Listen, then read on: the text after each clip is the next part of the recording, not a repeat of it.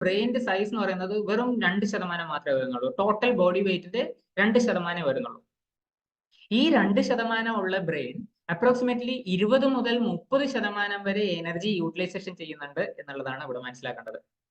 So gut microbiome എന്ന് പറയുന്നത് നമ്മുടെ ശരീരത്തിൽ വളരെ അത്യാവശ്യമുള്ളൊരു സാധനമാണ്. അതിന്റെ ഒരു ബാലൻസ് നമുക്ക് മെയിൻറ്റെയിൻ ചെയ്യേണ്ടതുണ്ട്. ഇത് മനുഷ്യജീവി എന്നുള്ള രീതിയിൽ ഞാൻ കുട്ടികളെയോ വലിയവരെയോ പറയുന്നതല്ല, എല്ലാവരും. ഓക്കെ, ഇതിലിപ്പോ ഈ പറഞ്ഞതിൽ പാരന്റ്സിന് ഇതെങ്ങനെ ബന്ധപ്പെടുന്നു എന്ന് നോക്കാം.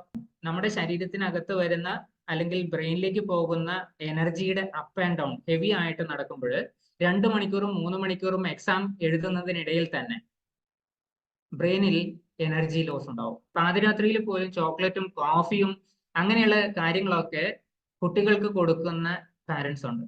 But just be aware of it. നിങ്ങളുടെ കുട്ടിയുടെ ഹോർമോൺ ഇംബാലൻസസ് വളരെ പെട്ടെന്നാണ് ഇവിടെ മാറുക. നോൺ വെജ് പ്രോട്ടീനിൽ അടങ്ങിയിട്ടില്ലാത്ത ഒരു കാര്യം കൂടി ഇവിടെ കിട്ടും, അതാണ് ഫൈബർ.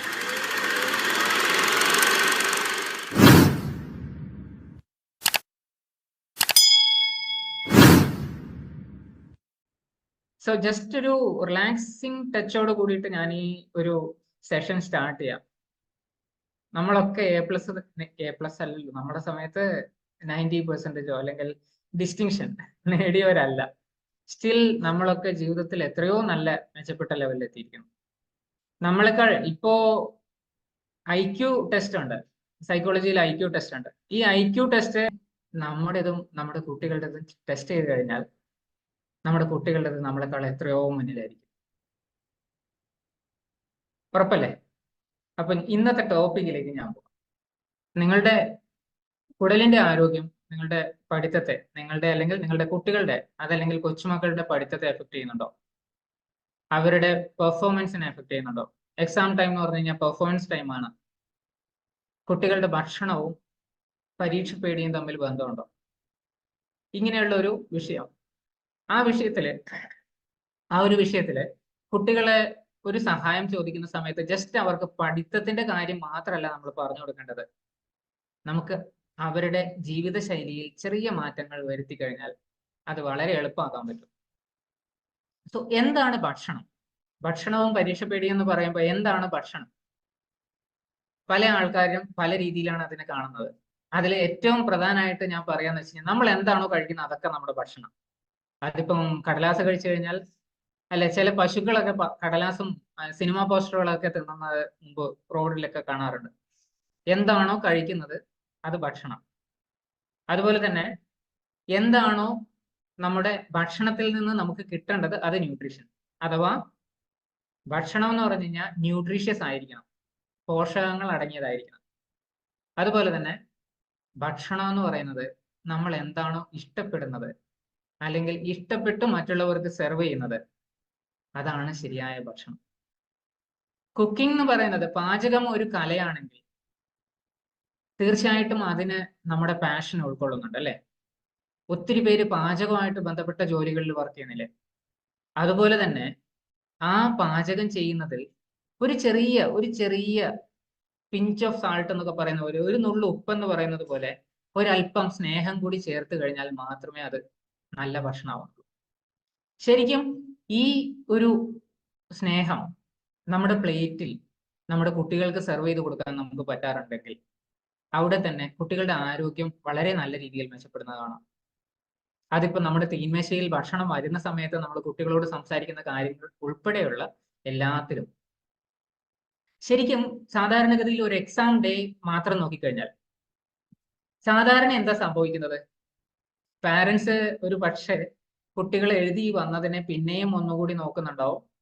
അതല്ലെങ്കിൽ അവർക്ക് എന്തൊക്കെ എഴുതാൻ പറ്റിയില്ല എന്നും, അതുപോലെ മറ്റ് തൊട്ടടുത്ത വീട്ടിലെ കുട്ടിക്ക് എന്തൊക്കെ എഴുതാൻ പറ്റിയെന്നും ഇത് രണ്ടും തമ്മിൽ ഒരുപക്ഷെ കമ്പയർ ചെയ്യുന്നുണ്ടാവും. കുട്ടികളുടെ കാര്യത്തിൽ ഒരിക്കലും ചെയ്യാൻ പാടില്ലാത്ത ഒരു കാര്യമാണ് കമ്പാരിസൺ. ആക്ച്വൽ കുട്ടികൾ മാത്രമല്ല, വലിയ ആൾക്കാരിലും കമ്പാരിസൺ ശരിക്കും പറഞ്ഞു കഴിഞ്ഞാൽ ഗ്രോത്തിനുള്ള ഓപ്പർച്യൂണിറ്റി കുറക്കുകയാണ് ചെയ്യുന്നത്. ആൻഡ് തുടരെ ഉള്ളതാണെങ്കിൽ തീർച്ചയായിട്ടും. ഓക്കെ, സോ പാരന്റ്സ് കുട്ടികളോട് തീർച്ചയായിട്ടും ആ ക്വസ്റ്റ്യൻ പേപ്പറിനെ പറ്റിയിട്ടോ അല്ലെങ്കിൽ അന്ന് എഴുതിയ എക്സാമിനെ പറ്റിയിട്ടോ വളരെ കൂടുതലായിട്ട് ചെകഞ്ഞ് ചോദിക്കുമ്പോൾ, അതൊരു പക്ഷെ വിശന്ന് വരുന്ന, സ്കൂളിലെ എക്സാം ഒക്കെ കഴിഞ്ഞ് വിശന്ന് വരുന്ന ഒരു കുട്ടിയുടെ അടുത്ത് ഭക്ഷണം ആദ്യം കൊടുക്കാതെ ഇത് കഴിഞ്ഞിട്ട് മതി ഇനി അടുത്തത്. ഒരുപക്ഷെ മെന്റൽ ഫുഡ് ആദ്യം കൊടുക്കാമെന്ന് വിചാരിച്ചിട്ടാവും, അത് കഴിഞ്ഞിട്ട് മതി അടുത്തത് എന്ന് വിചാരിക്കുമ്പോൾ ആ ഭക്ഷണത്തിന് പിന്നെ എന്ത് പ്രസക്തിയുണ്ട്? അവിടെ ആ ഭക്ഷണം ഇതേ ഒരു ഹാപ്പിനെസ്സോട് കൂടിയിട്ട് കുട്ടികൾക്ക് എൻജോയ് ചെയ്യാൻ പറ്റുമോ? ഇവിടെ നമുക്ക് അത് പറ്റുന്നില്ലെങ്കിലും പിന്നെ നമ്മൾ വിചാരിക്കും നമ്മുടെ കുട്ടി സയന്റിസ്റ്റ് ആവണം, അല്ലെങ്കിൽ നമ്മുടെ കുട്ടി ആ ഒരു ലെവലിലേക്ക് എത്തണം. But maximum most of the scientist അവരൊക്കെ ഒരുപക്ഷെ ലാംഗ്വേജിൽ വളരെ വീക്കായിരുന്നു. മോസ്റ്റ് ഓഫ് ദ സയന്റിസ്റ്റ് അവരൊക്കെ മാർക്കിൽ വളരെ വലിയ ഹയസ്റ്റ് പെർസെൻറ്റേജും വാങ്ങിച്ചിട്ടൊന്നും വന്നവരല്ല എന്നുള്ള മാക്സിമം സയന്റിസ്റ്റും. ഈവൻ എഴുത്ത് വ്യക്തമായിട്ട് അറിയാത്ത ആൾക്കാരില്ലേ, നമ്മൾ പല ആൾക്കാരുടെയും സ്റ്റോറീസ് വായിച്ചിട്ടുണ്ട്. പക്ഷെ നമ്മുടെ കുട്ടികളുടെ കാര്യം എത്തുമ്പോൾ നമ്മൾ പഴയതിലേക്ക് പോകും. അതൊരു പക്ഷേ നമുക്ക് ചെയ്യാൻ പറ്റാത്ത, നമുക്ക് കിട്ടാത്ത മാർക്ക് കൂടി അവർ വാങ്ങണം എന്നുള്ള ഒരു ഉദ്ദേശത്തോടു കൂടിയാവും. ബട്ട് ഇത് കൊടുക്കുന്നത് അൾട്ടിമേറ്റ്ലി സ്ട്രെസ് ആണ്. ആൻഡ് ഇത് നെക്സ്റ്റ് പെർഫോമൻസിന്, അടുത്ത ദിവസത്തെ പെർഫോമൻസിനെ പിടിച്ച് താഴേക്ക് വലിക്കുകയാണ് ചെയ്യുന്നത്. എനിവേ, ആ ഒരു ഭക്ഷണത്തിന് പിന്നീട് അവിടെ ആ ഒരു സ്നേഹത്തോട് കൂടിയിട്ടുള്ള ഒരു ഭക്ഷണം ആയിട്ട് മാറാൻ പറ്റുന്നില്ല. അതുകൊണ്ട് തന്നെ അതിന്റെ ഗുണം ഒരുപക്ഷെ കുറയുന്നുണ്ടാവും. ഭക്ഷണം എന്ന് പറയുന്നത് നമുക്ക് എല്ലാവർക്കും ഇഷ്ടപ്പെട്ട സാധനങ്ങളാണ്. അതുകൂടാതെ നമ്മുടെ ബോഡിയെ നറിഷ് ചെയ്യുന്ന സാധനമാണ്. ബട്ട് ഇതുകൊണ്ട് കഴിഞ്ഞില്ല. ഭക്ഷണം എന്ന് പറയുന്നത് നമ്മുടെ കുടലിനകത്തുള്ള ഒത്തിരി മൈക്രോബ്സ് ഉണ്ട്, ചെറിയ ചെറിയ അണുക്കൾ. ഈ അണുക്കളെയും ഇതേ ഭക്ഷണം തന്നെയാണ് പരിപോഷിപ്പിക്കുന്നത്. അപ്പൊ അതിനകത്ത് നല്ല അണുക്കളും മോശം അണുക്കളും ഉണ്ടാവുമ്പോൾ, ഇങ്ങനെയുള്ള ഒരു മൈക്രോ കോളനി ഉണ്ടാവുമ്പോൾ, നല്ല ഭക്ഷണം വേണ്ട കോളനി അതിനെപ്പോഴും നല്ല ഭക്ഷണം തന്നെ കൊടുത്തല്ലേ മതിയാവും. അതേ സമയത്ത് മോശം ഭക്ഷണം ആണ് നമ്മൾ അതിന് പിന്നെയും കൊടുക്കുന്നതെങ്കിൽ മോശം ഭക്ഷണം കിട്ടുന്ന അല്ലെങ്കിൽ അത് ഇഷ്ടപ്പെടുന്ന കോളനി വലുതാവും. അതുകൊണ്ട് നമ്മുടെ ശരീരത്തിന് പലതരത്തിലുള്ള എഫക്റ്റ് ഉണ്ട്. ഞാൻ ചെറിയൊരു പോർഷൻ ഇവിടെ കാണിച്ചു മാത്രം. പലതരത്തിലുള്ള മൈക്രോബ്സ് ഉണ്ട്, ജസ്റ്റ് പല ഫിഗേഴ്സ് ഉണ്ട് ഇവിടെ. എനിവേ, ഇതിന്റെയൊക്കെ പർപ്പസ് എന്താണ്? എന്തിനാ ഇത് നമ്മുടെ ശരീരത്തിൽ? ആക്ച്വലി ഇതിനെ പറയുന്നത് തന്നെ അൺഐഡന്റിഫൈഡ് ഫോറിൻ ഒബ്ജക്റ്റ് എന്നാണ് വേണമെങ്കിൽ പറയാൻ പറ്റുന്നത്. മുമ്പ് അങ്ങനെയായിരുന്നു, UFO ആയിരുന്നു. പക്ഷെ ഇന്ന് അങ്ങനെയല്ല. ഇന്ന് അൺഓർഗനൈസ്ഡ് ആയിട്ടുള്ള ഫങ്ഷണൽ ഓർഗനാണ്. എന്ന് വെച്ച് കഴിഞ്ഞാൽ ഇതിനെ ഒരു പ്രത്യേക ഓർഗനായിട്ട് നമുക്ക് പറയാനൊന്നും പറ്റില്ല. ഇതിന് ഇതിൻ്റെതായിട്ടുള്ള സ്റ്റിപ്പുലേറ്റഡ് ആയിട്ടുള്ള അല്ലെങ്കിൽ വളരെ കറക്റ്റ് ആയിട്ടുള്ള ഒരു ഫങ്ഷൻ ഉണ്ട്. അത്തരം ഒരു ഫങ്ഷൻ ആ ഒരു ഓർഗന്, അൺഓർഗനൈസ്ഡ് ആയിട്ടുള്ള ഓർഗന് ചെയ്യാൻ പറ്റണമെങ്കിൽ അതിന്റെ ശരിയായ ഒരു ബാലൻസ് നമ്മൾ മെയിൻറ്റെയിൻ ചെയ്യേണ്ടത് അത്യാവശ്യമാണ്. ജസ്റ്റ് ആ ഫങ്ഷൻസിലെ ചില പ്രധാനപ്പെട്ട കാര്യങ്ങൾ മാത്രം ഞാൻ ഇവിടെ എഴുതിയെന്ന് മാത്രമേ ഉള്ളൂ. ഫെർമെന്റേഷനുമായിട്ട് ഹെൽപ്പ് ചെയ്യുന്നുണ്ട്. ഫെർമെന്റേഷൻ ചെയ്യുന്നതുകൊണ്ട് തന്നെ നമ്മുടെ ശരീരത്തിൽ ദഹിക്കാത്ത പല ഫുഡും, അതിപ്പം വലിയവരിലായിക്കോട്ടെ കുട്ടികളിലായിക്കോട്ടെ, ദഹിക്കാത്ത പല ഫുഡും അത് പുറത്തേക്ക് പോകും, അല്ലെങ്കിൽ ഫെർമെന്റ് ആയി കളയും. ഓക്കെ. അതുപോലെ തന്നെ മെന്റൽ ഹെൽത്തിനെ ഒരുപാട് സപ്പോർട്ട് ചെയ്യുന്നുണ്ട്. നമ്മുടെ ഇമ്മ്യൂൺ സിസ്റ്റം ആയിട്ട് അത് കമ്മ്യൂണിക്കേറ്റ് ചെയ്യുന്നുണ്ട്. അതുപോലെ തന്നെ വൈറ്റമിൻ സിന്തസിസിനും ഇത് വളരെ കൂടുതലായിട്ട് ഉപയോഗിക്കുന്നു. ഇത് കൂടാതെ മറ്റ് ഹോർമോൺ ബാലൻസുകളും അതുപോലെ പാത്തജൻ അളവ് കൂടാതിരിക്കാനും ഒക്കെ ഇത് ഹെൽപ്പ് ചെയ്യും. ഇപ്പോൾ ഉള്ള നല്ല മൈക്രോബിന്റെ കോളനി നമുക്ക് ഒരു വലിയ ഫങ്ഷണൽ ഓർഗൻ ആയിട്ട് മാറിയിട്ടുണ്ട്. അല്ലെങ്കിൽ നമ്മൾ അതിനെപ്പറ്റി ആ ഒരു രീതിയിലുള്ള റിസർച്ചിലാണ് ഇപ്പോൾ എത്തിയിരിക്കുന്നത്. സോ എന്താണ് നമ്മുടെ മൈക്രോബയോമിൽ നേരിട്ട് എഫക്റ്റ് എന്ന് ചോദിച്ചു കഴിഞ്ഞാൽ, വാഗസ് നെർവ് എന്ന് പറയുന്ന ഒരു നെർവ് വഴി ഗട്ട് ബ്രെയിൻ ആക്സിസ് അത് നേരിട്ട്, അല്ലെങ്കിൽ ലിവർ ഗട്ട് ബ്രെയിൻ ആക്സിസ് നേരിട്ട് അത് കണക്റ്റഡ് ആണ്. ഒരു ഹോട്ട്ലൈൻ കണക്ഷൻ വഴി നമ്മുടെ മൈക്രോബയോമിനും നമ്മുടെ നെർവസ് സിസ്റ്റത്തിനെ ഇമ്പാക്ട് ചെയ്യാൻ പറ്റും. അവിടെ പലതരത്തിലുള്ള ഇമോഷൻസിനെ ബാലൻസ് ചെയ്യാൻ വേണ്ടിയിട്ടോ അല്ലെങ്കിൽ ഇമോഷൻസിനെ അപ്പ് ഡൗൺ ചെയ്യിക്കാൻ വേണ്ടിയിട്ടോ ഇതേ മൈക്രോബയോമിന് പറ്റും. സോ ഇങ്ങനെയുള്ള ഒരു മൈക്രോബയോമില് ആ ഒരു പെർസെൻറ്റേജ്, അല്ലെങ്കിൽ നമ്മൾ പറഞ്ഞില്ലേ നേരത്തെ ഒരു നല്ല ബാക്ടീരിയയും മോശം ബാക്ടീരിയയും തമ്മിലുള്ള ഒരു അനുപാതം പറഞ്ഞില്ലേ, ആ അനുപാതത്തിൽ ഏറ്റക്കുറച്ചിലുകൾ വരുമ്പോൾ അതിന് ഡിസ്ബയോസിസ് എന്ന് പറയും. ആ ഡിസ്ബയോസിസും അതുപോലെ തന്നെ അതിനുശേഷം വയറിനകത്തുണ്ടാവുന്ന പല ഇൻഫ്ലമേഷൻസും അത് ശരീരത്തിനെ നല്ല രീതിയിൽ എടുക്കാൻ പറ്റില്ല. കാരണം ശരീരത്തിലെ ഒരു വലിയ നെർവസ് സിസ്റ്റം തന്നെ നമ്മുടെ കുടലിനകത്തുണ്ട്. എൻറ്ററിക് നെർവസ് സിസ്റ്റം എന്ന് പറയും. ഇത്തരം ഒരു നെർവസ് സിസ്റ്റത്തിനെ അത് ഇമ്പാക്ട് ചെയ്യും. ഇൻഫ്ലമേഷൻ വന്നു കഴിഞ്ഞാലും അത് ഇമ്പാക്ട് ചെയ്യും, ഡിസ്ബയോസിസും ഇമ്പാക്ട് ചെയ്യും. ഇത് കൂടാതെ വാഗസ് നെർവ് വഴി പല ന്യൂറോ ട്രാൻസ്മിഷൻസും നമ്മുടെ ബ്രെയിനിലേക്ക് കൊടുത്തിട്ട് അങ്ങനെയും എഫക്ട് ചെയ്യും. സോ ഗട്ട് മൈക്രോബയോം എന്ന് പറയുന്നത് നമ്മുടെ ശരീരത്തിൽ വളരെ അത്യാവശ്യമുള്ളൊരു സാധനമാണ്. അതിന്റെ ഒരു ബാലൻസ് നമുക്ക് മെയിൻറ്റെയിൻ ചെയ്യേണ്ടതുണ്ട്. ഇത് മനുഷ്യജീവി എന്നുള്ള രീതിയിൽ ഞാൻ കുട്ടികളെയോ വലിയവരെയോ പറയുന്നതല്ല, എല്ലാവരും ഓക്കെ, ഇതിലിപ്പോ ഈ പറഞ്ഞതിൽ പാരന്റ്സിന് ഇതെങ്ങനെ ബന്ധപ്പെടുന്നു എന്ന് നോക്കാം. പാരന്റ്സ് കഴിക്കുന്ന ഭക്ഷണം, പാരന്റ്സിന്റെ ജീവിതശൈലി നല്ല രീതിയിലല്ലെങ്കിൽ കുട്ടിക്ക് മാർക്ക് കുറഞ്ഞാലോ അല്ലെങ്കിൽ കുട്ടിക്ക് അക്ഷരത്തെറ്റ് വന്നു കഴിഞ്ഞാലോ ഒക്കെ നമ്മൾ പെട്ടെന്ന് ദേഷ്യപ്പെടും. നമ്മുടെ ആങ്സൈറ്റി, നമ്മുടെ ഡിപ്രഷൻ അല്ലെങ്കിൽ നമ്മുടെ എന്ത് ഇമോഷനും അത് കുട്ടിയിലേക്ക് ട്രാൻസ്ഫർ ആവും. ഇതുപോലെ തന്നെ കുട്ടിക്കും സ്വന്തമായിട്ട് ഒരു ഫീലിംഗും ഇമോഷനും ഒക്കെ ഇല്ലേ, അപ്പൊ അതിനെയും എഫക്ട് ചെയ്യും. സോ ഇത് ഒരു മ്യൂച്വൽ, ശരിക്കും പറഞ്ഞു കഴിഞ്ഞാൽ വലിയൊരു, നമ്മുടെ കോളനി, നമ്മളെ മാത്രമല്ല നമ്മളെ ഡിപ്പെൻഡ് ചെയ്ത് നിൽക്കുന്ന മറ്റ് സോഷ്യൽ ബീയിങ്, അത് ഇൻക്ലൂഡിങ് നമ്മുടെ കുട്ടികളെ ഒക്കെ എഫക്ട് ചെയ്യുന്നുണ്ടെന്ന് മനസ്സിലാക്കിയിട്ട് വേണം നമ്മളും ഭക്ഷണം കഴിക്കാൻ. ഓക്കെ, സോ ഇങ്ങനെ കഴിക്കുന്ന ഭക്ഷണം എവിടെയാണ് ശരിക്കും പറഞ്ഞു കഴിഞ്ഞാൽ അതിന്റെ ഊർജ്ജം എവിടെയാണ് ചെലവഴിക്കുന്നത്? ഊർജ്ജം ചെലവഴിക്കുന്നത് സാധാരണഗതിയിൽ ടോട്ടൽ ഡെയിലി എനർജി എക്സ്പെൻഡിച്ചർ എന്ന് പറഞ്ഞിട്ട് വലിയ ബ്രേക്ക് ഡൗൺ ഒക്കെ ഉണ്ട്. ഞാൻ അതിന്റെ ഡീറ്റെയിലേക്ക് പോകുന്നില്ല. ബട്ട് ഇത്രയും മനസ്സിലാക്കുക, നമ്മുടെ ഒരു ബേസൽ മെറ്റബോളിക് റേറ്റ് ഉണ്ട്. ബേസൽ മെറ്റബോളിക് റേറ്റ് എന്ന് വെച്ച് കഴിഞ്ഞാൽ നമ്മുടെ ശരീരം ഈവൻ നമ്മൾ പണിയെടുക്കുന്നില്ലെങ്കിലും അല്ലെങ്കിൽ ആക്റ്റീവ് ആയിട്ട് ഒരു ജോലിയും ചെയ്യുന്നില്ലെങ്കിൽ പോലും ശരീരത്തിന്റെ കുറെ പ്രവർത്തനങ്ങളുണ്ട്. ആ പ്രവർത്തനങ്ങൾക്ക് വേണ്ടി ഉപയോഗിക്കുന്ന എനർജി, അതിപ്പോ ഹാർട്ട് ബീറ്റ് ആയിക്കോട്ടെ അല്ലെങ്കിൽ ശ്വാസം കഴിക്കുന്ന ആയിക്കോട്ടെ, ഇങ്ങനെയുള്ള പല കാര്യങ്ങൾക്കും ഉപയോഗിക്കുന്ന എനർജി, അതിന്റെ BMR എന്ന് നമുക്ക് പറയാം. ഈ BMR-ൽ എന്ന് വെച്ച് കഴിഞ്ഞാൽ നമ്മുടെ ശരീരത്തിന്റെ വലിയ ഒരു പോർഷന്റെ ഈ BMR-ൽ നമ്മൾ എടുത്തു കഴിഞ്ഞാൽ പല പല ഓർഗൻസിന് പല പല ഫങ്ഷൻസ് ഉണ്ട്. അതിന്റെ ആ ഫങ്ഷൻസിനനുസരിച്ച് ഇൻക്ലൂഡിങ് ലിവർ, കിഡ്നി, ബ്രെയിൻ, ബ്രെയിനും ഉണ്ട്. നമ്മുടെ തലച്ചോറ് ഓൾമോസ്റ്റ് 20% 20 മുതൽ 30% വരെ, ശരിക്കും പറഞ്ഞു കഴിഞ്ഞാൽ എക്സാം ടൈം ഒക്കെ ആകുമ്പോൾ അല്ലെങ്കിൽ സ്ട്രെസ് കൂടിയിരിക്കുന്ന കണ്ടീഷനിലൊക്കെ കൂടുതൽ എനർജി യൂട്ടിലൈസ് ചെയ്യുന്നത് നമ്മുടെ ബ്രെയിൻ ആണ്. ഓക്കെ, ഇത്രയും മനസ്സിലാക്കാം. ശരിക്കും നമ്മുടെ ബ്രെയിനിന്റെ സൈസ് എന്ന് പറയുന്നത് വെറും 2% മാത്രമേ വരുന്നുള്ളൂ. ടോട്ടൽ ബോഡി വെയിറ്റിന്റെ 2% വരുന്നുള്ളൂ. ഈ 2% ഉള്ള ബ്രെയിൻ അപ്രോക്സിമേറ്റ്ലി 20 മുതൽ 30% വരെ എനർജി യൂട്ടിലൈസേഷൻ ചെയ്യുന്നുണ്ട് എന്നുള്ളതാണ് ഇവിടെ മനസ്സിലാക്കേണ്ടത്. എന്ന് വെച്ച് കഴിഞ്ഞാൽ നമ്മുടെ നോർമൽ എനർജി, നമ്മൾ എന്താണോ കഴിക്കുന്നത് ആ കഴിക്കുന്നതിന്റെ എനർജി ബാലൻസ് നമുക്ക് മെയിൻറ്റെയിൻ ചെയ്തിട്ടില്ലെങ്കിൽ അത് പെട്ടെന്ന് തന്നെ ഇമോഷണലി ഡിസ്റ്റർബൻസസിലേക്ക് കൊണ്ടുപോകാൻ മതി. ഓക്കെ, ഇതിന് എഫക്റ്റ് എവിടെയാണ് വരുന്നത് എന്നുള്ളത് ഞാൻ നെക്സ്റ്റ് സ്ലൈഡിൽ പറയാം. ഇത്രയും കൂടി മനസ്സിലാക്കാം. നമ്മുടെ തലച്ചോറിനകത്ത് പല ഏരിയാസ് ഉണ്ട്. അതിലിപ്പോൾ ഓക്സിപിറ്റൽ ലോബ് എന്ന് പറയുന്നത് വിഷനുമായിട്ട് ബന്ധപ്പെട്ടിട്ടാണ്.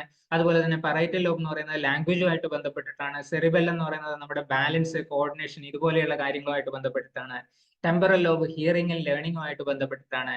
അതുപോലെ തന്നെ ഫ്രോണ്ടൽ ലോബ് നമ്മുടെ തിങ്കിങ്, മെമ്മറി, പ്ലാനിങ്, അതുപോലെ തന്നെ ബിഹേവിയർ, അതുപോലെ തന്നെ മൂവ്മെന്റ്സ്, ഇങ്ങനെയുള്ള കുറെ കാര്യങ്ങളുമായിട്ട് ബന്ധപ്പെട്ടിട്ടാണ്.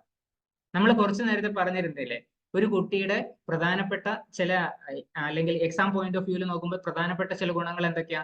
അറ്റൻഷൻ ഉണ്ടാവണം, മെമ്മറി ഉണ്ടാവണം, അതുപോലെ തന്നെ ആ ഒരു കാര്യത്തിൽ വളരെ ശ്രദ്ധിച്ച് ആൻസർ അല്ലെങ്കിൽ പ്രിപ്പറേഷനോട് കൂടിയിട്ട് അതിനെ ഫേസ് ചെയ്യാൻ പറ്റുന്നതായിരിക്കണം, വളരെ കോൺഫിഡൻസോട് കൂടിയിട്ട്. അങ്ങനെയുള്ള കുറെ കാര്യങ്ങൾ എവിടെയാ വരുന്നത്? ഫ്രോണ്ടൽ ലോബില്. ഈ ഫ്രോണ്ടൽ ലോബില് ഇതിന് കൊടുക്കുന്ന എനർജി ഇമ്പൾസസ് പ്രോപ്പർ അല്ലെങ്കിൽ എന്തൊക്കെ സംഭവിക്കാം? അതിന് വേരിയേഷൻ വരാം, അല്ലെ? തീർച്ചയായിട്ടും നമ്മുടെ കുടലിന്റെ ആരോഗ്യം ശരിയായ രീതിയിൽ അല്ലെങ്കിൽ സംഭവിക്കുന്ന 2 പ്രധാനപ്പെട്ട കാര്യങ്ങൾ, ഒന്ന് ന്യൂട്രിയന്റ് അബ്സോർപ്ഷനെ തടയും, അതുപോലെ തന്നെ ആ കുടലിന്റെയും അതുപോലെ അതുമായിട്ട് ബന്ധപ്പെട്ടിട്ടുള്ള ബ്ലഡ് സിസ്റ്റത്തിന്റെയും ടോട്ടൽ കമ്പോസിഷൻ മാറ്റും. അതിനകത്തുള്ള ന്യൂട്രിയൻസിന്റെ പോർഷൻ മാറ്റും. അതുപോലെ തന്നെ ചിലപ്പോൾ മൈക്രോബ്സ് അതിനകത്തേക്ക് പോകും, അതല്ലെങ്കിൽ ഫുഡ് അൺഡൈജസ്റ്റഡ് ആയിട്ട് അതിനകത്തേക്ക് പോകും. പല പല ഇഷ്യൂസും വരാം. ഓക്കെ, ആൻഡ് പിന്നെ അത് ബ്രെയിനിൽ മാറ്റങ്ങൾ വരുത്തും. ഓക്കെ, ഇത് എങ്ങനെയൊക്കെയാണെന്ന് ചോദിച്ചു കഴിഞ്ഞാൽ ചുരുക്കത്തിൽ നമ്മുടെ ഗാസ്ട്രോ ഇൻറ്റസ്റ്റൈനൽ ട്രാക്റ്റിന് വളരെ പലതരത്തിലുള്ള ഇമോഷൻസുമായിട്ട് സെൻസിറ്റിവിറ്റി വളരെ കൂടുതലാണ്. അത് ദേഷ്യം ആയിക്കോട്ടെ, അല്ലെങ്കിൽ സങ്കടം ആയിക്കോട്ടെ, സന്തോഷം ആയിക്കോട്ടെ, ടെൻഷൻ ആയിക്കോട്ടെ, ഇങ്ങനെയുള്ള പല കാര്യങ്ങളുമായിട്ട് അതിന് വളരെ പെട്ടെന്ന് തന്നെ എഫക്റ്റ് ഉണ്ട്. സോ അവിടെയൊക്കെ നമ്മുടെ ഈ കുടലിന്റെ ആരോഗ്യവും അതുപോലെ തന്നെ നമ്മുടെ ഇമോഷൻസും മാച്ചിങ് ആയില്ലെങ്കിൽ അവർക്ക് ശരിയായ രീതിയിൽ പണിയെടുക്കാൻ പറ്റില്ല. സോ ഇത് നമ്മുടെ ഇന്നത്തെ കാലത്ത് എവിടെയാണ് എഫക്ട് ചെയ്യുന്നതെന്ന് നോക്കിക്കഴിഞ്ഞാൽ, എക്സാമിന് ശരിയായ പ്രിപ്പറേഷനോട് കൂടിയിട്ടല്ല നമ്മൾ പോകുന്നതെങ്കിൽ ഓട്ടോമാറ്റിക്കലി നമ്മുടെ വയറിനകത്ത് ഉണ്ടാവുന്ന ഒരു ഫീലിംഗ്. അതിന് പൊതുവെ ഇംഗ്ലീഷിൽ ഒരു ഡയലോഗ് പറയുന്നത് ബട്ടർഫ്ലൈ ഇൻ സ്റ്റൊമക് എന്ന് പറയുന്ന ഒരു ഡയലോഗാണ്. ഇത് പ്രിപ്പറേഷനോട് കൂടിയിട്ട് പോകുന്നതാണെങ്കിലോ we are ready, we are with courage, അല്ലെ? എന്ത് വന്നാലും നമുക്ക് കാണാം. ചില ആൾക്കാരുണ്ട് കേട്ടോ, ചില കുട്ടികളുടെ ഇതൊന്നും പ്രശ്നമല്ല, ഞാൻ എന്ത് വന്നാലും എഴുതും എന്ന് വിചാരിക്കുന്നവരുണ്ട്. But that is butterfly in stomach. Okay, so ഇങ്ങനെയുള്ള പ്രശ്നങ്ങള് അവരില് വന്നുകൊണ്ടിരിക്കും. സോ ഇവിടെ ഇനി ഞാൻ ബ്രെയിനിന്റെ എനർജിയിലേക്ക് പോവാണ്. നമ്മുടെ ബ്രെയിനിന് നമ്മൾ ഷുഗർ അല്ലെങ്കിൽ കലോറി ഡെൻസ് ആയിട്ടുള്ള, കലോറി ഡെൻസ് മാത്രമല്ല ഈസിലി ഡൈജസ്റ്റബിൾ കലോറി ആയിട്ടുള്ള, അബ്സോർബിൾ ഷുഗർ ആയിട്ടുള്ള ഐറ്റംസ് ആണ് കൂടുതൽ കൊടുക്കുന്നതെങ്കിൽ, അതിപ്പോ ചിലപ്പോ ഫ്രക്ടോസോ അല്ലെങ്കിൽ കോൺസിറപ്പോ അതുപോലെയുള്ള സാധനങ്ങളൊക്കെ ആയിട്ടോ ഒക്കെയാണ് കൊടുക്കുന്നതെങ്കിൽ തീർച്ചയായിട്ടും അത് ബ്രെയിനിലേക്ക് എനർജി വളരെ കൂടുതൽ കൊടുക്കും. കാരണം മിനിമം ഒരു 20%, 1/5 ഓഫ് ദ എനർജി അവിടെയാണ് യൂട്ടിലൈസ് ചെയ്യുന്നതല്ലോ. അപ്പോൾ പെട്ടെന്ന് തന്നെ ബ്രെയിൻ ആക്റ്റീവ് ആവും. ബട്ട് ഈ ആക്റ്റീവ്നെസ് അധിക നേരം നിൽക്കുന്നില്ല. കാരണം ബ്ലഡിലേക്ക് പോയ എനർജി അത് കണ്ടിന്യൂസ്ലി പോയിക്കൊണ്ടിരിക്കുന്നതായിരുന്നില്ല. സപ്പോസ് ഒരു കുട്ടി രാത്രിയിൽ കഴിക്കുന്ന ഭക്ഷണം ഹെവി ആയിട്ടുള്ള ഇത്തരം ഷുഗറി ആയിട്ടുള്ള ഭക്ഷണമാണെന്ന് വിചാരിക്കുക. അതിനുശേഷം എന്താ സംഭവിക്കുന്നതെന്ന് വെച്ച് കഴിഞ്ഞാൽ വിത്തിൻ 1 hour, വിത്തിൻ 2 hours ആ ഡൈജഷൻ പ്രോസസ് കംപ്ലീറ്റ് ആയിട്ട് ആ ബ്ലഡ് ഷുഗർ ബ്രെയിനിലേക്കും 20% വരെ എത്തിയെന്ന് വിചാരിക്കാം. ഓക്കെ, സോ ഇതിന്റെ നെക്സ്റ്റ് എന്താണ്? സപ്പോസ് ഈ കുട്ടി 9 മണിക്കാണ് ഭക്ഷണം കഴിച്ചതെങ്കിൽ 11 മണിയോട് കൂടിയിട്ട് ഈ കുട്ടിയുടെ ബ്രെയിൻ ആക്ടിവിറ്റീസ് കുറയാൻ തുടങ്ങും. ബ്രെയിൻ ആക്ടിവിറ്റീസ് കുറയുമ്പോൾ കുട്ടിക്ക് ഉറക്കം വരും. ആ സമയത്ത് പക്ഷെ എന്താണ് ടെൻഷൻ? പിറ്റേന്ന് എക്സാം ആണ്, അതുകൊണ്ട് തന്നെ കൂടുതൽ പഠിക്കണം, കൂടുതൽ അവിടെ ഇരിക്കണം. അപ്പോൾ വീണ്ടും എനർജിക്ക് വേണ്ടിയിട്ട് എന്തെങ്കിലും കഴിക്കാൻ തോന്നും. അതൊരു തരത്തിലുള്ള ക്രേവിങ്സ് ആയിട്ട് ഈവൻ ചോക്ലേറ്റും അല്ലെങ്കിൽ പാതിരാത്രിയിൽ പോലും ചോക്ലേറ്റും കോഫിയും അങ്ങനെയുള്ള കാര്യങ്ങളൊക്കെ കുട്ടികൾക്ക് കൊടുക്കുന്ന പാരൻസ് ഉണ്ട്. But just be aware of it. നിങ്ങളുടെ കുട്ടിയുടെ ഹോർമോൺ ഇംബാലൻസസ് വളരെ പെട്ടെന്നാണ് ഇവിടെ മാറുക. അത് നമ്മുടെ ശരീരത്തിന് ഒരിക്കലും മാച്ചിങ് ആയിരിക്കില്ല. ജസ്റ്റ് ഒരു എക്സാം ഡേക്ക് ഇത് സഹായിക്കുന്നുണ്ടാവും, പക്ഷെ ഉള്ളിൽ പോകുന്ന ഹോർമോണൽ ചേഞ്ച് അത് ടെമ്പററി അല്ല. ഹോർമോൺ ബേസിക്കലി ഇവിടെ എഫക്ട് ആവുന്നത് ഇൻസുലിൻ എന്ന് പറയുന്ന ഹോർമോണാണ്. ഇതിന്റെ തന്നെ വേറൊരു പോർഷൻ എടുക്കാം. ഈ കുട്ടി വളരെ നന്നായിട്ട് ഭക്ഷണം കഴിച്ചു, ഹെവി ആയിട്ടുള്ള ഭക്ഷണം തന്നെയാ, നേരത്തെ പറഞ്ഞ പോലെ തന്നെ ഹെവി ആയിട്ടുള്ള ഭക്ഷണം കഴിച്ചത്, പക്ഷെ നല്ലവണ്ണം ചവച്ചരച്ച് കഴിച്ചു എന്ന് വിചാരിച്ചാലോ? അവിടെ സമയം കിട്ടും, നന്നായിട്ട് ഭക്ഷണം ദഹിക്കാനും കിട്ടും. അതിന്റെ ഒന്നിച്ച് തന്നെ ഈ ഭക്ഷണത്തിനെ കുറച്ച് വെജിറ്റബിൾസോ അല്ലെങ്കിൽ മറ്റ് ഫുഡ് പോർഷൻസ് ആദ്യം എടുത്തിട്ട് അതിന്റെ കൂടെയാണ് ഇത്തരം ഹെവി അല്ലെങ്കിൽ ഷുഗറി ആയിട്ടുള്ള ഭക്ഷണം കഴിക്കുന്നതെങ്കിൽ, ഷുഗറി എന്ന് ഉദ്ദേശിക്കുന്നത് ജസ്റ്റ് പഞ്ചസാര അടങ്ങിയെന്ന് മാത്രമല്ല കേട്ടോ, ഈവൻ നമ്മുടെ കാർബോഹൈഡ്രേറ്റ്, സിമ്പിൾ കാർബോഹൈഡ്രേറ്റ് ആയിട്ടുള്ള എല്ലാം വരും അതിൽ. ഓക്കെ, നേരത്തെ കണ്ട ഒരു പിക്ചർ ഉണ്ട്.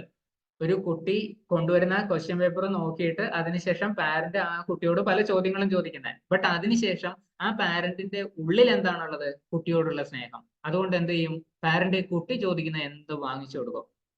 അങ്ങനെയുള്ള അച്ഛനമ്മമാര് കുട്ടിയെ നന്നാക്കുകയാണോ ചെയ്യുന്നത്? അവിടെ അത്യാവശ്യം നന്നായിട്ട് വഴക്ക് പറഞ്ഞു, എക്സാം നന്നായിട്ട് എഴുതിയില്ല എന്ന് പറഞ്ഞിട്ട് അതിനുശേഷം കുട്ടി ചോദിക്കുന്ന ഭക്ഷണം എന്തും വാങ്ങിച്ചു കൊടുത്തു, അല്ലെങ്കിൽ നല്ലതാണ് ഉദ്ദേശിച്ചിട്ട് ഈ പാരന്റ് വാങ്ങിച്ചു കൊടുക്കുന്നതാവാ. അവിടെ നന്മ മാത്രമല്ല നടക്കുന്നത്, കുറച്ച് മാറ്റങ്ങളുണ്ട്. ജസ്റ്റ് ഈ കുട്ടി ചിരിക്കുന്നതിന്റെ കാരണം ഒരുപക്ഷെ ഇത്തരം പാക്ക് ഫുഡൊക്കെ കണ്ടിട്ടാവാം. ഇത്തരം പാക്ക് ഫുഡുകളിലും പ്രോസസ്ഡ് ഫുഡുകളിലും ഹെവി ആയിട്ടുള്ള പല കണ്ടന്റ്സും ഉണ്ട്. ഓൾറെഡി ഡീറ്റെയിൽ ആയിട്ട് പല സെഷനിലും പറഞ്ഞതാണ്. ബട്ട് മേജർ പോർഷൻ എന്ന് പറയുന്നത് ഷുഗർ തന്നെയാണ്. കാരണം അതിനോടാണ് പൊതുവെ എല്ലാവർക്കും ടേസ്റ്റ് കൂടുതൽ വരുന്നത്.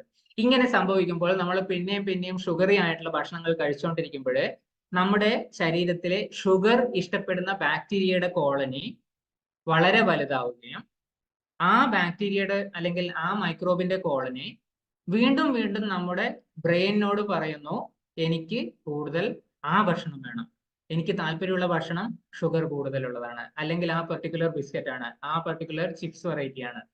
ഇങ്ങനെ പറഞ്ഞുകൊണ്ടിരിക്കുമ്പോൾ കുട്ടി ആവശ്യപ്പെടുന്ന എന്തും വാങ്ങിച്ചു കൊടുക്കുന്ന പാരന്റ് ആവുമ്പോൾ എന്താ സംഭവിക്കുന്നതെന്ന് വെച്ച് കഴിഞ്ഞാൽ പാരന്റ്സിന്റെയോ അല്ലെങ്കിൽ കുട്ടിയുടെയോ കുടലിന്റെ ആരോഗ്യവും അതുപോലെ തന്നെ ബ്രെയിനിന്റെ ആരോഗ്യവും കുറയാണ് ചെയ്യുന്നത്.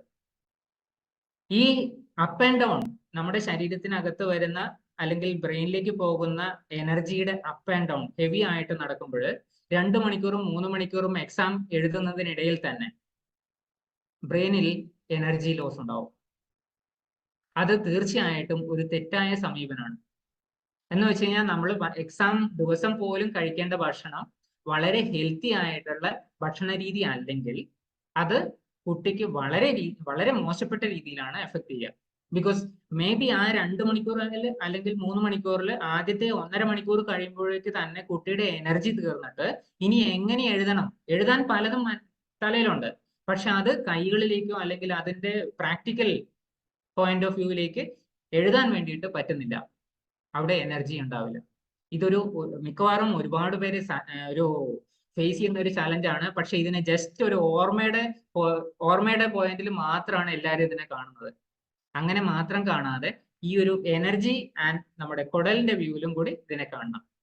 നല്ല ഭക്ഷണത്തിന് പലതരത്തിലുള്ള നമ്മുടെ നല്ല മൂഡ് കൊണ്ടുവരാൻ വേണ്ടിയിട്ട് എനർജി, ഹാപ്പിനെസ്, അതുപോലെ മറ്റ് ഇമോഷണൽ ബാലൻസ് കൊണ്ടുവരാൻ വേണ്ടിയിട്ട് ഒരു ചോദ്യത്തിന്റെ ഉത്തരം കിട്ടിയില്ല, കുഴപ്പമില്ല, അടുത്തതിലേക്ക് പോവാം, നമുക്ക് ഓപ്ഷൻസ് ഉണ്ട് എന്ന് പറയുന്ന ആ ഒരു മെത്തേഡിലേക്ക് പോകാൻ വേണ്ടിയിട്ട് കുട്ടിക്ക് പെട്ടെന്ന് പറ്റണം. അവിടെയാണ് പ്രിപ്പറേഷൻ പ്ലാനിങ് ഉള്ളതിൽ മാത്രമേ അത് പറ്റൂ. ഓക്കെ, ഇതിനൊക്കെ നമ്മുടെ ബ്രെയിൻ ആണ് ആക്റ്റീവ് എന്നുള്ളത് ഞാൻ നേരത്തെ ഒരു സ്ലൈഡിൽ പറഞ്ഞിട്ടുണ്ട്. ഓക്കെ, സോ ഭക്ഷണം നല്ലതല്ലെങ്കിൽ അത് നെഗറ്റീവ്ലി ഇമ്പാക്ട് ചെയ്യും. ഇറിറ്റബിലിറ്റി ഉണ്ടാവും. ക്വസ്റ്റ്യൻ പേപ്പർ കാണുമ്പോൾ തന്നെ ഒരുപക്ഷെ ബ്ലാങ്ക് ആവും. അറിയുന്ന ഉത്തരത്തിന്റെ പോലും ഉത്തരം അറിയില്ലെന്ന് പെട്ടെന്ന് തോന്നും. നമ്മുടെ കുടലിന്റെ ആരോഗ്യത്തിന് ആവശ്യമുള്ള നല്ല ഭക്ഷണം അത് കൊടുത്തു കഴിഞ്ഞാൽ ആ കുടല് വേണ്ട രീതിയിൽ അതിന്റെ മൈക്രോബിനെ കൺട്രോൾ ചെയ്തോളും. അതിൽ നിന്ന് നല്ല എനർജി സ്ലോ ആയിട്ട് സ്റ്റഡി ആയിട്ട് കൺസിസ്റ്റന്റ് ആയിട്ട് ബ്രെയിനിന് കൊടുത്തോളും. കുട്ടിക്ക് കൂടുതൽ നേരം വർക്ക് ചെയ്യാനോ അല്ലെങ്കിൽ കൂടുതൽ നേരം വേണ്ട രീതിയിൽ പഠിക്കാനും ഒക്കെ തോന്നും. സിംബയോസിന്റെ ഓപ്പോസിറ്റ് ആണ് സാറേ അവിടെ കാണിച്ച ഡിസ്ബയോസിസ്. അതെ, ഓക്കെ. സിംബയോസിസ് എന്ന് പറയുന്നത് ശരിക്കും പറഞ്ഞു കഴിഞ്ഞാൽ ഒരു വലിയ ഇതാണ്. അതിന്റെ ഉള്ളിലേക്ക് ഞാൻ പോകുന്നില്ല. നമ്മുടെ ശരീരവും അതുപോലെ തന്നെ നമ്മുടെ ശരീരത്തിനകത്തുള്ള ഒത്തിരി ബാക്ടീരിയയുടെ കോളനിയും ഇത് രണ്ടും കൂടിയിട്ട് താതാത്മ്യം പ്രാപിച്ച് ഒരു വലിയ ശക്തിയായി മാറുന്നതിനെയാണ് വേണമെങ്കിൽ സിംബയോസിസ് എന്ന് പറയാൻ പറ്റുന്നത്. അത് രണ്ടും മ്യൂച്വൽ കോർഡിനേഷനിലാണ് പോകുന്നത്, പരസ്പര സഹകരണത്തോട് കൂടിയിട്ട്. അതിന് ഒറ്റയ്ക്കൊറ്റയ്ക്ക് ചെയ്യാൻ പറ്റാത്ത പല കാര്യങ്ങളും ഇത് രണ്ടും കൂടിയിട്ട് ചെയ്യുന്നു എന്നുള്ളതൊക്കെ വരുന്നുണ്ട്. ഓക്കെ, പിന്നെ ഒന്നാണ് ഈ എക്സാം പോയിന്റ് ഓഫ് വ്യൂവിൽ തന്നെ നോക്കുമ്പോഴുള്ള സ്ട്രെസ്സും കുടലും തമ്മിൽ വലിയ പ്രശ്നങ്ങളാണ് നടക്കുന്നത്. എക്സാമിന് പഠിച്ചില്ല എന്നുള്ള ഒറ്റ ഫീലിംഗ് മാത്രം മതി അവന് കോൺസ്റ്റിപ്പേഷൻ വരാൻ, അല്ലെങ്കിൽ ഇടയ്ക്കിടയ്ക്ക് ലൂസ് മോഷൻ വരാൻ, മൂത്രമൊഴിക്കണം എന്ന് തോന്നുന്നു. ഇതൊക്കെ നോർമലി വലിയവർക്കും ചില പെർട്ടിക്കുലർ സമയത്തൊക്കെ സ്ട്രെസ് വരുമ്പോഴുണ്ടാവുന്നതല്ലേ. അപ്പൊ കുട്ടിക്കും ഇതൊക്കെ ഉണ്ടാവുമെന്ന് മനസ്സിലാവുന്നുണ്ടെങ്കിൽ കുട്ടിയുടെ കുടലിന്റെ ആരോഗ്യം ആണ് നമുക്ക് കൺട്രോൾ ചെയ്യാൻ പറ്റുന്നത്. സ്ട്രെസ് കൺട്രോൾ ചെയ്യാൻ നമ്മളായിട്ടൊരു സ്ട്രെസ് ഇൻഡ്യൂസ് ചെയ്യാതിരിക്കുക. അവിടെ നമ്മൾ എങ്ങനെ ഈ സ്ട്രെസ് ഇൻഡ്യൂസ് ചെയ്യുന്നത്? നേരത്തെ പറഞ്ഞ പോലെ തന്നെ കമ്പാരിസണും അല്ലെങ്കിൽ മീൻസ് തലനാരിഴ കീറിയിട്ട് എന്തൊക്കെ നടന്നു എന്ന് ചോദിക്കുന്ന ചില കാര്യങ്ങളൊക്കെ ആയിരിക്കും. ഹെൽത്തി ഹാബിറ്റ്സ് കുട്ടികളിലേക്ക് കൊണ്ടുവന്നു കഴിഞ്ഞാൽ അത്യാവശ്യം അവർക്ക് അവരുടേതായിട്ടുള്ള കാര്യങ്ങൾ ചെയ്യാൻ അറിയാം. ഓക്കെ, നല്ല ന്യൂട്രിയൻസിന്റെ ഡിമാൻഡ്, അതുപോലെ തന്നെ മോട്ടിവേഷന്റെ ഡിമാൻഡ്, ഇത് രണ്ടും നമ്മുടെ കോർട്ടിസോളുമായിട്ട് ബന്ധപ്പെട്ടിട്ടുണ്ട്. നേരത്തെ ഇൻസുലിൻ എന്ന് പറഞ്ഞൊരു ഹോർമോണിനെ പറ്റിയാണ് പറഞ്ഞെങ്കിൽ ഇപ്പൊ ഞാൻ പറയുന്നത് കോർട്ടിസോൾ എന്ന് പറയുന്ന ഇതൊക്കെ നമുക്ക് മാത്രമല്ല കുട്ടികളിലും ഉണ്ട്. അപ്പൊ ഈ കുട്ടികളുടെ കോർട്ടിസോൾ ലെവല് നോർമലി നമ്മുടെയൊക്കെ കാലത്ത് ഒരുപക്ഷെ ഉണ്ടായിരുന്നത് അവസാനത്തെ ഒരാഴ്ചയോ 2 ആഴ്ചയോ മാത്രമായിരുന്നു എക്സാമിന്റെ സമയത്ത്. പക്ഷെ ഇപ്പോഴും കുട്ടികൾക്ക് അത് ത്രൂ ഔട്ട് ദ ഇയർ ആണ്. കുട്ടികളുടെ ബാഗിന്റെ സൈസ് മാത്രമല്ല ഇന്നിപ്പോ വലുതായിട്ടുള്ളത്, കുട്ടികളുടെ തലേന്ന് നമ്മൾ എക്സ്പെക്ട് ചെയ്യുന്ന പല കാര്യങ്ങളും വളരെ വലുതാണ്. അപ്പൊ ആസ് എ പാരന്റ് നമ്മൾ അതിനെ കൂടി ഒന്ന് കൺട്രോൾ ചെയ്യണം. നമ്മുടെ കോർട്ടിസോളും കൺട്രോൾ ചെയ്യണം, കുട്ടികളുടെ കോർട്ടിസോൾ വളരാതിരിക്കാൻ അല്ലെങ്കിൽ അത് റേസ് ആവാതിരിക്കാനും നമ്മളൊന്ന് ശ്രദ്ധിക്കണം. കാരണം അവർ ഓൾറെഡി ഒത്തിരി പ്രഷറൈസ്ഡാണ്. ഓക്കെ, സോ ഇതിൽ ചെയ്യാൻ പറ്റുന്ന കുറെ കാര്യങ്ങളിൽ ഒന്നെന്ന് പറയുന്നത് മൈൻഡ്ഫുൾ ഈറ്റിംഗ് ആണ്. നമ്മൾ എന്ത് വേണമെങ്കിലും കഴിക്കാം, പക്ഷെ ചവച്ച് അരച്ച് കഴിക്കാൻ വേണ്ടിയിട്ട് ഒരു 20 to 25 മിനിറ്റ് സമയം എടുത്തിട്ട് തന്നെ അവൻ ഭക്ഷണം കഴിക്കട്ടെ. ഈ കുട്ടികളെ എക്സാമിന്റെ ദിവസം കുറെ നേരം ഇരുന്ന് വായിച്ച് അല്ലെങ്കിൽ ഉറക്കം ഒഴിച്ചിരുന്ന് വായിച്ച് അതിനുശേഷം കിട്ടുന്നത് എന്തും അതേ പുസ്തകത്തിന്റെ മുന്നിൽ വെച്ച് കഴിച്ച് മേ ബി വിത്തിൻ 5 മിനിറ്റ്സ് ഒരു ഓട്ടമാണ് സ്കൂളിലേക്ക്. അങ്ങനെയുള്ള ഒരു ഓട്ടം കൊണ്ട് പ്രത്യേകിച്ച് അവൻ കഴിച്ചത് അവൻ തന്നെ അറിഞ്ഞിട്ടില്ല, ഈവൻ അവന്റെ വയറും അറിഞ്ഞിട്ടില്ല. വിത്തിൻ 1 hour അവന് പിന്നെയും വിശക്കും. അപ്പൊ എന്താ കയ്യിലുള്ളത്? ആകെ കൂടിയിട്ട് വെള്ളം വേണ്ടത്ര കുടിക്കാൻ ശരിയാണ്, വളരെ നല്ലതാണ്, ഒരുപാട് വെള്ളം കുടിക്കാൻ വേണം. പക്ഷെ വെള്ളം പോലും കഴിഞ്ഞു കഴിഞ്ഞാൽ, സാധാരണ ഇപ്പൊ കുട്ടികളുടെ അടുത്ത് ഒരുപാട് റെസ്ട്രിക്ഷൻസ് നമ്മൾ പറയുന്ന കാണാറുണ്ട്. സ്കൂളിലത്തെ വെള്ളം നല്ലതല്ലെങ്കിൽ അവിടുന്ന് കുടിക്കേണ്ടെന്ന് പറയും, അല്ലെങ്കിൽ മൂത്രമൊഴിക്കാൻ സ്ഥലം ശരിയല്ലെങ്കിൽ വെള്ളം കുടിക്കുന്നത് കുറക്കാൻ പറയും. ഇതൊക്കെ ശരിക്കും അഡ്വേഴ്സ് എഫക്റ്റ് ആണ് കൊടുക്കുന്നത്. കുടലിന്റെ ആരോഗ്യം ടോട്ടലി കുറക്കും. ഇവിടെ നല്ല രീതിയിലുള്ള ഭക്ഷണം കഴിക്കുന്നത് തന്നെ, അതും ചവച്ചരച്ച് അറിഞ്ഞുകൊണ്ട് കഴിക്കുന്നത്, എന്ത് കഴിക്കുന്നു, എപ്പോ കഴിക്കുന്നു, എത്ര കഴിക്കുന്നു എന്നുള്ളത് അറിഞ്ഞുകൊണ്ട് കഴിച്ചു കഴിഞ്ഞാൽ തന്നെ ഒരുപാട് ഗുണമുണ്ട്. എന്ത് അവിടെ ശരിക്കും ഇതിന്റെ ഇങ്ങനെയുള്ള ഡോണട്ടോ അല്ലെങ്കിൽ ഇങ്ങനെയുള്ള സാധനങ്ങളൊക്കെ കഴിക്കുന്നതിന് മുമ്പ് നമുക്ക് പ്ലെന്റി ഓഫ് വെജിറ്റബിൾസ് അതിന്റെ കൂടെ മിക്സ് ചെയ്യാൻ പറ്റും. ഇനി അതിലേക്ക് ഞാൻ വരാം. പിന്നെ ഒന്നാണ് നല്ല ഉറക്കം. ഉറക്കവും ഭക്ഷണവും സ്ട്രെസ്സും അതുപോലെ തന്നെ എക്സാം പെർഫോമൻസും, ഇത് 4ഉം വളരെ നന്നായിട്ട് കണക്ട് ആണ്. നല്ല ഒരു ഉറക്കം ഉണ്ടെങ്കിൽ മാത്രമേ, അറ്റ്ലീസ്റ്റ് ഒരു 7 to 8 hours ഉറക്കം ഉണ്ടെങ്കിൽ മാത്രമേ നെക്സ്റ്റ് ഡേ പെർഫോമൻസ് നന്നാവൂ എന്ന് എല്ലാ ഫിസിക്കൽ ആക്ടിവിറ്റി ചെയ്യുന്ന ആൾക്കാരും പറയാറുണ്ട്. ഐ മീൻസ് ക്രിക്കറ്റോ അല്ലെങ്കിൽ ഇതുപോലെയുള്ള പെർഫോമൻസ് കളികളിൽ ഉള്ളവർ പറയാറുണ്ട്. ഓക്കെ, അതുപോലെ ബ്രെയിൻ കൊണ്ടുള്ള പെർഫോമൻസിന് ഇത് ആവശ്യമില്ലേ? നേരത്തെ നമ്മൾ കണ്ടിരുന്നു നമ്മുടെ മസ്കുലർ ലെവലിൽ എനർജി കൺസംഷൻ വെറും 15 to 18% ആണ്. അതേസമയത്ത് ബ്രെയിനിന്റെ പെർഫോമൻസിന് വേണ്ടിയിട്ട് നമ്മൾ 20%-ലധികം എനർജി ഉപയോഗിക്കുന്നത്. സോ അവിടെയും ഇത് ആവശ്യമല്ലേ? പിന്നെ ഒന്നാണ് meditation or the activity they love. കുട്ടികൾ എന്ത് ഇഷ്ടപ്പെടുന്നോ അത് ചെയ്യാൻ വേണ്ടിയിട്ട് അറ്റ്ലീസ്റ്റ് ഒരു half an hour to 1 hour സമയം കൊടുത്തു കഴിഞ്ഞാൽ കുട്ടികൾക്ക് വളരെ സന്തോഷമാവും.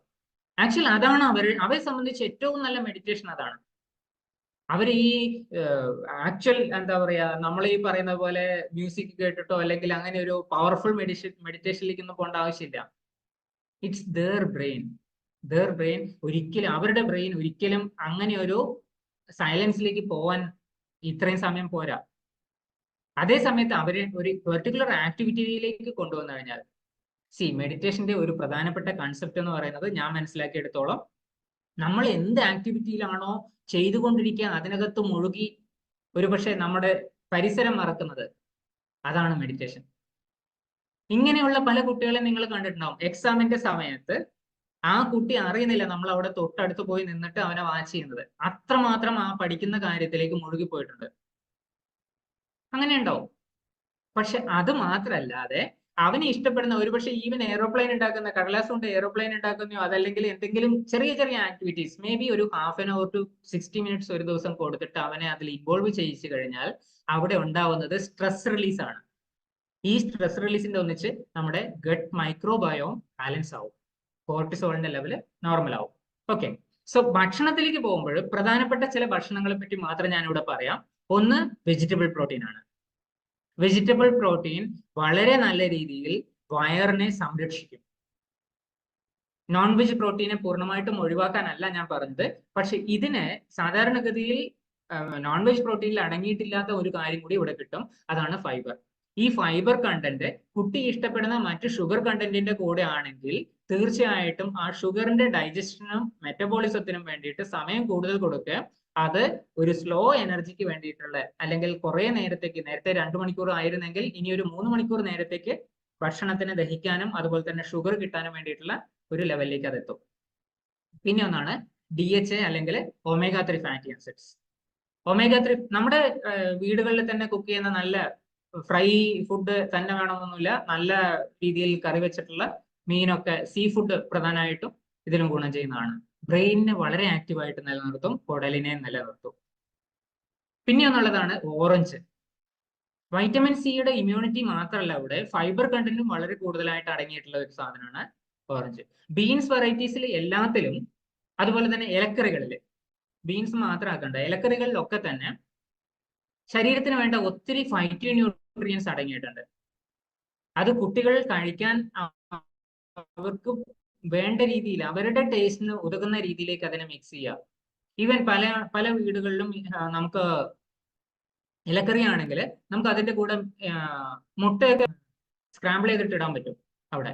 അങ്ങനെ അങ്ങനെ ചെയ്യുന്ന സമയത്ത് തീർച്ചയായിട്ടും അതിന്റെ ടേസ്റ്റ് കൂടുകയാണ് ചെയ്യുന്നത്. ആ ഒരു രീതിയിലേക്ക് അതിനെ കൊണ്ടുവരിക. അഡീഷണൽ ആയിട്ട് എണ്ണ ചേർത്താൽ മാത്രമേ വായിക്ക് ടേസ്റ്റ് ഉള്ളൂ എന്ന് വിചാരിക്കരുത്. തീർച്ചയായിട്ടും നമ്മുടെ ടേസ്റ്റ് പല രീതിയിലുള്ള, ഞാൻ നേരത്തെ പറഞ്ഞല്ലോ, നമുക്ക് ടേസ്റ്റ് വരുന്നത് ഗട്ട് മൈക്രോബയോം കൂടി പറയുന്നതിനനുസരിച്ചാണ്. അതാണ് കുറച്ചൊക്കെ തീരുമാനിക്കുന്നത്. 50% നമ്മുടെ ബ്രെയിൻ ആണെങ്കിൽ 50% നമ്മുടെ കണ്ണുകളും ബ്രെയിനും ഒക്കെ കൂടിയിട്ട് പറയുമ്പോൾ ബാക്കി 50% പറയുന്നത് നമ്മുടെ ഗട്ട് മൈക്രോബയോമാണ്. അവരാണ് പറയുന്നത് ഇതെനിക്ക് ഇഷ്ടമുണ്ട്, അപ്പൊ ഇതാണ് ഇനി അടുത്ത് അമ്മയോട് ഞാൻ ചോദിക്കേണ്ട ഭക്ഷണം. ഓക്കെ, പിന്നെ ഒന്നാണ് കൊക്കോ. കൊക്കോ എന്ന് പറയുന്നത് അതിനകത്തുള്ള ന്യൂട്രീഷണൽ കണ്ടന്റ് കൊണ്ട് മാത്രമല്ലാതെ ഒരുപാട് ബ്രെയിൻ എഫക്റ്റ് ഉള്ളതാണ്. പ്ലസ് എനർജി കൊടുക്കുന്നതാണ്, ബ്രെയിൻ ബൂസ്റ്റർ ആണെന്ന് വേണമെങ്കിൽ പറയാം. നട്ട്സ് ആൻഡ് സീഡ്സ്, പലതരത്തിലുള്ള നട്ട്സ് ആൻഡ് സീഡ്സ്, ഈവൻ അത് നമുക്ക് വെള്ളത്തിലിട്ടിട്ട് 1-2 മണിക്കൂർ വെള്ളത്തിലിട്ടിട്ട് അതിന് സോക്ക് ചെയ്ത് വെച്ചിട്ട് എടുത്ത് കൊടുക്കാം. ബദാമിന്റെയൊക്കെ സോക്ക് ചെയ്തതിന് ശേഷം അതിന്റെ തൊലി കളയുന്നത് നല്ലതാണ്. പല സീഡ്സിന്റെയും അല്ലെങ്കിൽ പല നട്ട്സിന്റെയും ഈ തൊലി കളഞ്ഞിട്ട് യൂസ് ചെയ്യുന്നത് വളരെ ഉത്തമമാണ്. ഫ്രൈഡ് ആയിട്ടുള്ള സീഡ്സും അല്ലെങ്കിൽ ഫ്രൈഡും സാൾട്ടഡ് എന്ന് പറയും, ഉപ്പ് ചേർത്ത ഫ്രൈ ചെയ്ത അത്തരം നട്ട്സും സീഡ്സും ഉപയോഗിക്കാതിരിക്കുക. പിന്നെ ഒന്നാണ് മുട്ട. വളരെ ഇമ്പോർട്ടന്റ് ആയിട്ടുള്ള ഒരു സാധനമാണ് കേട്ടോ. സാധാരണഗതിയിൽ നമ്മളൊക്കെ ഉപയോഗിക്കുമ്പോൾ, മുട്ട ഉപയോഗിക്കുമ്പോൾ മഞ്ഞ ഉപയോഗിക്കാൻ പാടില്ല എന്ന് പറയും. എന്തുകൊണ്ടാണെന്ന് പൂർണ്ണമായിട്ട് എനിക്ക് അറിയില്ല. എന്നാലും പലരും പറയുന്ന കേട്ടിട്ടുള്ളത് അതിനകത്തുള്ള ഫാറ്റ് കണ്ടന്റ് വളരെ കൂടുതലാണ്, അത് നമുക്ക് വേണ്ടതാണ്. പക്ഷെ മനസ്സിലാക്കേണ്ട ഒരു കാര്യം, മുട്ടയ്ക്കകത്ത് മഞ്ഞയിലുള്ള കോളിൻ എന്ന് പറയുന്ന ഒരു സബ്സ്റ്റൻസ്, അത് വിറ്റമിൻ ബിയുടെ ഗണത്തിൽ ഉൾപ്പെടുത്താറുണ്ട്. പക്ഷെ ആ ഒരു കോളിൻ എന്ന് പറയുന്ന സബ്സ്റ്റൻസ് വളരെ കൂടുതലായിട്ട് നമ്മുടെ ബ്രെയിൻ ആക്ടിവിറ്റിക്ക് എഫക്റ്റീവ് ആവും. ഒരു കുട്ടിക്ക് ആവശ്യമുള്ള, മീൻസ് ഒരു 10 to 15 വയസ്സുള്ള ഒരു കുട്ടിക്ക് ആവശ്യമുള്ള 75% കോളൈന്റെ ആവശ്യവും 2 മുട്ട കഴിച്ചു കഴിഞ്ഞാൽ കിട്ടും. മുട്ട നല്ല ഭക്ഷണം ഈ ഒരു കാര്യത്തില്. ഓക്കെ, ആൻഡ് പിന്നെ ഒന്നാണ് പാൽ. പാലിനകത്തുള്ള കെസിൻ എന്ന് പറയുന്ന സബ്സ്റ്റൻസ്, കെസിൻ പ്രോട്ടീൻ, വേ പ്രോട്ടീനും കെസിനും ഒക്കെ പാലിനകത്തുണ്ട്. സോ കെസിൻ എന്ന് പറയുന്ന സബ്സ്റ്റൻസ് സ്ലോ എനർജി ഈൽഡിംഗ് ആണ്. എന്ന് വെച്ച് കഴിഞ്ഞാൽ ഈ സാധനത്തിന് കുറെ നേരത്തേക്ക് എനർജി സ്ലോ ആയിട്ട് കൊടുത്തുകൊണ്ടിരിക്കാൻ പറ്റും. അങ്ങനെ സ്ലോ ആയിട്ട്, നേരത്തെ ഞാൻ പറഞ്ഞില്ലേ, രാത്രിയിൽ കുറെ നേരം ഇരുന്ന് ഭക്ഷണം കഴിച്ചതിന് ശേഷം കുറെ നേരം ഇരുന്നിട്ട് നമ്മൾ എക്സാം പ്രിപ്പറേഷൻ നടത്തുന്നുണ്ടെങ്കിൽ തീർച്ചയായിട്ടും ആ അവസരത്തിലൊക്കെ പാലായിരിക്കും കൂടുതൽ ഉത്തമം.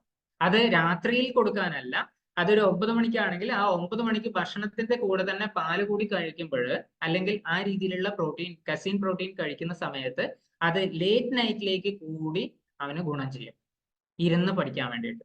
ഓക്കെ, ആൻഡ് ഇത്തരം കാര്യങ്ങളൊക്കെ നമ്മൾ എങ്ങനെ, ഇതെല്ലാം അറിവൊക്കെ ശരിയാണ്, പക്ഷെ എന്റെ മോന്റെ അല്ലേ എക്സാം, അത് നിങ്ങൾക്ക് അറിയില്ലല്ലോ എന്ന് പറയുന്നതിൽ കാര്യമില്ല.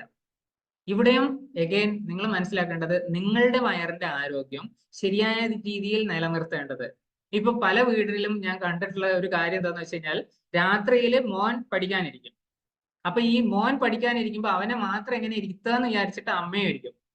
പക്ഷെ അമ്മയ്ക്ക് ഒരു 11 മണിയാകുമ്പോഴേക്കും ഉറക്കം വരും, അല്ലെങ്കിൽ 12 മണിയാകും. അങ്ങനെ ഉറക്കം വരുന്നത് ഒഴിവാക്കാൻ വേണ്ടിയിട്ട് അമ്മ കാപ്പി ഉണ്ടാക്കും. ഈ കാപ്പി മോനോടി കൊടുക്കും. ഇങ്ങനെയൊക്കെയുള്ള ശീലങ്ങൾ ആക്ച്വലി നിങ്ങളെ മാത്രമല്ല കുട്ടിയുടെയും ആരോഗ്യം കളയാണ് ചെയ്യുന്നത്. ഇതാണ് നെക്സ്റ്റ്. ഓക്കെ, ഈ വർഷത്തെ പെർഫോമൻസ് വളരെ വണ്ടർഫുൾ ആയിട്ട് ചെയ്തിട്ടുണ്ടാവാം. നെക്സ്റ്റ് ഇയർ എന്ത് ചെയ്യും? നെക്സ്റ്റ് ഇയർ ആകുമ്പോഴേക്ക് കുട്ടിയുടെ ഓൾമോസ്റ്റ് ആരോഗ്യം പോയിട്ടുണ്ടാവും. ഇത് കൂടാതെ മറ്റ് പല ന്യൂട്രീഷൻസും ഇവിടെ വരുന്നുണ്ട്, ലൈക്ക് നമ്മുടെ അയൺ. ഹീമോഗ്ലോബിൻ കണ്ടന്റ് വളരെ കുറഞ്ഞ കുട്ടികളിൽ ക്ഷീണം മാത്രമല്ലാതെ ഇറിറ്റബിലിറ്റിയും മറ്റു പല പ്രശ്നങ്ങളും, പെർഫോമൻസ് ലാക്ക്, ഇങ്ങനെയുള്ള പല പ്രശ്നങ്ങളും അവരിൽ പെട്ടെന്ന് തന്നെ കാണാറുണ്ട്. അപ്പൊ അയേണും കാൽസ്യവും പോലെയുള്ള നീഡ്സ് വളരെ നല്ല രീതിയിൽ നമ്മൾ മെയിൻറ്റെയിൻ ചെയ്ത് കൊണ്ടുപോകേണ്ടത് ആവശ്യമാണ്. അതടങ്ങിയിട്ടുള്ള ഭക്ഷണങ്ങൾ നമ്മുടെ ഡെയിലി ഭക്ഷണത്തിൽ ഉൾപ്പെടുത്തുക. അതല്ലെങ്കിൽ അതിനെ അഡ്രസ് ചെയ്യാൻ വേണ്ടിയിട്ട് ശരിയായ ന്യൂട്രീഷൻ, ഡൈജസ്റ്റബിൾ ആയ രീതിയിൽ തന്നെ ഉപയോഗിക്കുക.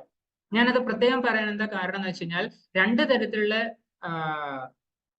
ന്യൂട്രീഷന്, പ്രത്യേകിച്ച് മിനറൽസ്, നമ്മുടെ അയണും കാൽസ്യവും പല കുട്ടികളിലും കോൺസ്റ്റിപ്പേഷൻ പോലെയുള്ള പ്രശ്നങ്ങൾ ഉണ്ടാക്കുന്നുണ്ട്. അതുകൊണ്ട് കുട്ടി അത് പലപ്പോഴും കഴിക്കാൻ ഇഷ്ടപ്പെടുന്നില്ല. ആ ടാബ്ലറ്റ് തന്നെ അല്ലെങ്കിൽ ആ രീതിയിലുള്ള ന്യൂട്രീഷൻ തന്നെ പിന്നെയും കൊടുക്കുന്നതിന് പകരം ശരിയായ രീതിയിൽ കുട്ടിയെ മനസ്സിലാക്കിയിട്ട് എന്താണ് സ്യൂട്ടബിൾ എന്നുള്ളത് നമ്മൾ കൊടുക്കേണ്ടത് അത്യാവശ്യമാണ്. അത് ഈ രണ്ട് കാര്യങ്ങളും ഈവൻ ഒരു പെൺകുട്ടിയാണെങ്കിൽ ആ കുട്ടിയുടെ ഹോർമോൺ ബാലൻസിനെ ഒക്കെ മെയിൻറ്റെയിൻ ചെയ്യുന്നതാണ്. തീർച്ചയായിട്ടും നല്ല പ്രോട്ടീനെ പറ്റിയിട്ടും പറഞ്ഞു. ഈ ഒരു കോമ്പിനേഷൻ ശരിക്കും പറഞ്ഞു കഴിഞ്ഞാൽ മന്ത്ലി പീരിയഡ്സ് കൂടി വരുന്ന ആ കുട്ടിയുടെ അതിനിടയിലാണ് എക്സാംസ് വരുന്നതെങ്കിൽ അതിനെ വളരെ കറക്റ്റ് ആയിട്ട് കൊണ്ടുപോകാൻ വേണ്ടിയിട്ട് ഒത്തിരി ഹെൽപ്പ് ചെയ്യുന്നതാണ്. ഒരുപാടുണ്ട് ഈ ഒരു ടോപ്പിക്കിൽ, ഒരുപാട് സംസാരിക്കാനുണ്ട്. ഒരുപക്ഷെ അടുത്ത തവണ വീണ്ടും നമുക്ക് കാണാം. Thank you. Back to first.